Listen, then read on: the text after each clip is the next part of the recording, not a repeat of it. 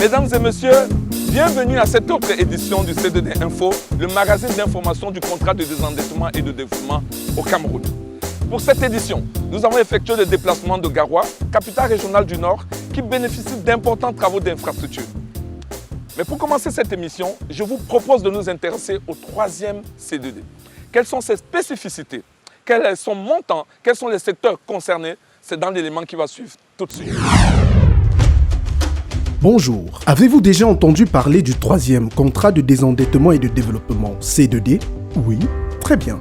Non, pas grave. On va tout vous dire sur le troisième et dernier C2D. Installez-vous, c'est parti. Pour commencer, vous devez savoir que le troisième C2D est le dernier. Appelé C2D de la maturité, il a été signé le 30 juin 2016 à Yaoundé par la France et le Cameroun. Quelles sont les spécificités du troisième et dernier C2D? Le troisième et dernier C2D se distingue des deux premiers par sa durée, son montant et sa structuration. Commençons par la première spécificité, le montant. Le troisième C2D se distingue par son montant. Il bénéficie d'une enveloppe de 401 milliards de francs CFA, soit un peu plus de 600 millions d'euros. C'est le C2D le plus élevé. Les deux premiers C2D ont disposé d'une enveloppe de 352,7 milliards pour le premier et 214 milliards pour le second. Quelle est la deuxième spécificité du troisième et dernier C2D? Le troisième C2D est également différent par sa structuration. Il est composé d'un volet dit normal, environ 236 milliards de francs CFA, et d'un volet dit effort additionnel de remboursement, environ 162 milliards de francs CFA.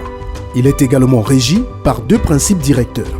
Les principes directeurs du troisième C2D, tout d'abord, il y a le principe de maturité et de pérennisation, au titre duquel les deux parties s'assurent de la soutenabilité et de la pérennité des programmes dès leur conception. Ensuite, il y a le principe d'attention préférentielle porté aux populations et notamment aux jeunes, aux régions vulnérables du Cameroun, selon lequel les deux parties cherchent à maximiser l'impact des programmes dans les régions les plus fragiles du Cameroun. Enfin, terminons par la troisième et dernière spécificité. Le troisième et dernier C2D se distingue également par sa durée. Exceptionnellement, il s'étalera sur 8 ans, ce qui en fait le C2D le plus long des trois.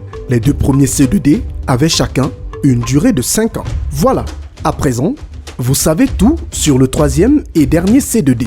Pour toute autre question, retrouvez-vous sur nos différentes plateformes digitales. Sur notre site internet www.c2d-cameroun.cm, sur Facebook C2D-Cameroun, sur Twitter @C2D-Cameroun. Nous sommes ici à Badjengo, à 35 km de Garoua. Nous sommes venus toucher du doigt les réalisations du programme AGIRAP. Pour en savoir davantage, mesdames et messieurs, nous vous invitons à suivre la rubrique Le Zoom. Un rassemblement peu habituel dans la cour de la chefferie de deuxième degré du village Badjengo dans l'arrondissement de Pitoa, région du Nord, pour accueillir des visiteurs d'un autre genre. Autour du Lawan, le chef du village, des agriculteurs et éleveurs venus présenter aux équipes en provenance de Yaoundé les résultats obtenus dans leurs exploitations grâce au PAGIRAP.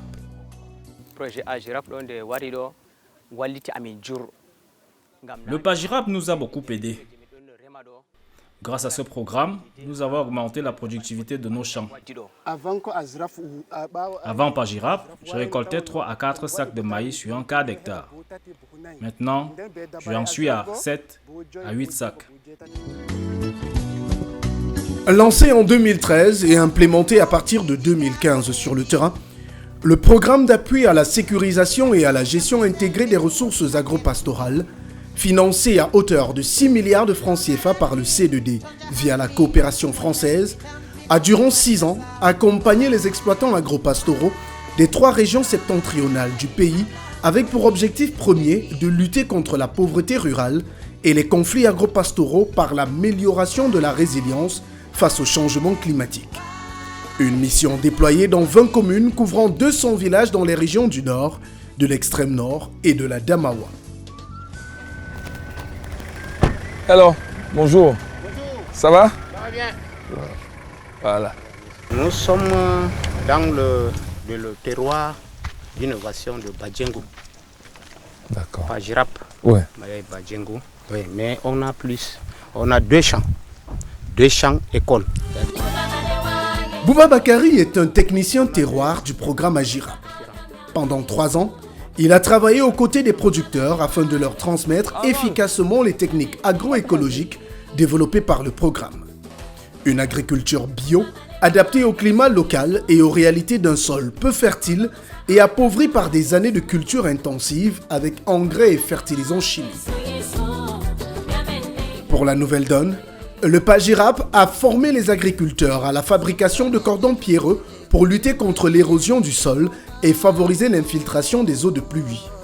L'utilisation de fumures organiques obtenues dans des étables fumières comme celle-ci et surtout le recours aux plants de couverture comme le bracaria, le crotalaire fincea, cultivé dans la pépinière expérimentale installée par le programme à Pitoa. En 3 années, cette technique a permis aux cultivateurs de faire passer le rendement de leurs parcelles du simple au double. Tenez par exemple, dans ce champ de la plateforme numéro 2, vaste de 2 hectares, la récolte de coton est passée de 900 kg à 1,6 tonnes par an par hectare. Plus visible encore, les effets de cette technique sur la restauration des sols, comme ici, dans cet ancien ardé, entendez terre aride, où après 3 années de restauration, les cultivateurs sont désormais capables de récolter près de 8 sacs de maïs sur un quart d'hectare, soit 24 sacs par hectare lent. Et pour pérenniser ces acquis, le programme a accompagné les populations dans la construction de biefs sur le cours de la rivière locale. Des biefs en pierre calée ou en béton armé qui ont pour but de nourrir la nappe phréatique, permettant ainsi d'alimenter des puits d'eau sur un rayon de 3 km, de freiner l'érosion aux abords du maillot avec création d'un microclimat artificiel et enfin de favoriser la traversée du cours d'eau en saison pluvieuse. Outre ces réalisations, le Pajirap a largement contribué à la réduction des conflits agropastoraux grâce à l'aménagement de 708 hectares de pâturage et 155 km de pistes à bétail bornées dans les 20 communes touchées. Il y avait d'abord la fermeture des pistes à bétail, c'est-à-dire qui existait depuis. Il y avait un lieu de pâturage qui avait été d'abord mis, mais les agriculteurs ont envahi au fur et à mesure. Et donc, avec la présence de Pajirap a essayé de faire avec nous la délimitation d'abord de ces pistes à bétail. Après 6 ans sur le terrain, pour un impact visible en tout point, le programme d'appui à la sécurisation et à la gestion intégrée des ressources agropastorales, financé par le C2D, rentre en gare aux grandes dames des bénéficiaires qui attendaient encore plus au vu de son impact sur leur quotidien et surtout sur leurs revenus.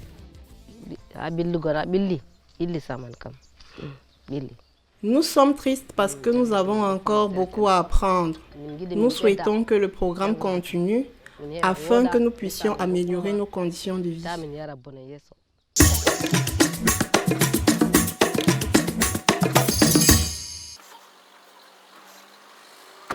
Bienvenue au programme Agirap. Nous sommes ici à Garoua.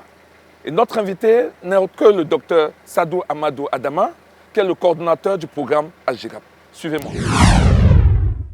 Le programme d'appui à la sécurisation et à la gestion intégrée des ressources agropastorales, en abrégé Pajirap, a été élaboré en 2013 par le gouvernement camerounais avec la contribution, le partenaire qui est l'Agence française de développement sur le fonds CDD de deuxième génération. Ce programme a été mis en place au niveau de l'implémentation en 2015. Et il est implémenté dans les régions septentrionales, à savoir le nord, l'extrême nord et la Damawa du Cameroun. Nous intervenons dans une vingtaine de communes, 20 communes précisément, soit 4 communes dans la région de la Damawa, 9 communes dans la région du nord et 7 communes dans la région de l'extrême nord. Dans les programmes antérieurs mettaient des comités de gestion mais au niveau des utilisateurs des ressources pastorales. Mais la spécificité du programme Agirap, c'était de mettre en place une composante dédiée aux appuis aux instances de concertation. La composante 1 qui est chargée des appuis aux instances de concertation a pour rôle de mettre en place les 20 comités communaux de concertation et 200 comités villageois de concertation au niveau des villages. Et nous menons des activités de diagnostic des ressources agro-silvopastorales avec un zonage consensuel au niveau des villages qui sont validés au niveau des communes et même par l'autorité administrative. À la suite de ça, nous élaborons le plan d'aménagement et de gestion durable de ces ressources. Et nous sommes allés loin au niveau de cette composante pour faire ce qu'on appelle le protocadastre. Il s'agit de mener des plans d'affectation de terres, parce que vous savez, à court et à moyen terme, c'est-à-dire 4 à 5 ans. En 4 ans, nous avons pu réaliser la quasi-totalité de nos activités. Donc nous sommes à un taux de réalisation physico-financière de plus de 97%. Et donc je dois vous dire que pour moi, c'est une très bonne chose. Maintenant, les choses ont été bonnes, il faut chercher à les pérenniser. Bon, les premières perspectives pour nous, avant d'avoir la visibilité sur la deuxième phase, c'est de transférer tous les acquis à d'autres programmes et d'autres structures, notamment les missions d'études Midima et Méaden, pour qu'ils capitalisent à leur niveau. Le plaidoyer, c'est que le gouvernement crée un comité pour la préparation de la deuxième phase, parce qu'il vaut mieux préparer la deuxième phase en s'inspirant des acquis de la première phase. Je pense que c'est un partenariat bénéfique. Le CEDD a apporté beaucoup pour le gouvernement camerounais. À travers les différents programmes qu'ils ont, le CDD urbain, le CDD capital, le CDD par, le CDD rural, plein de projets. Et nous voyons les réalisations qui ont été faites. Mesdames et messieurs, c'est ici, à partir de cette rue en pavé construite sur financement CDD, que nous vous disons merci d'avoir regardé cette édition de votre magazine CDD Info.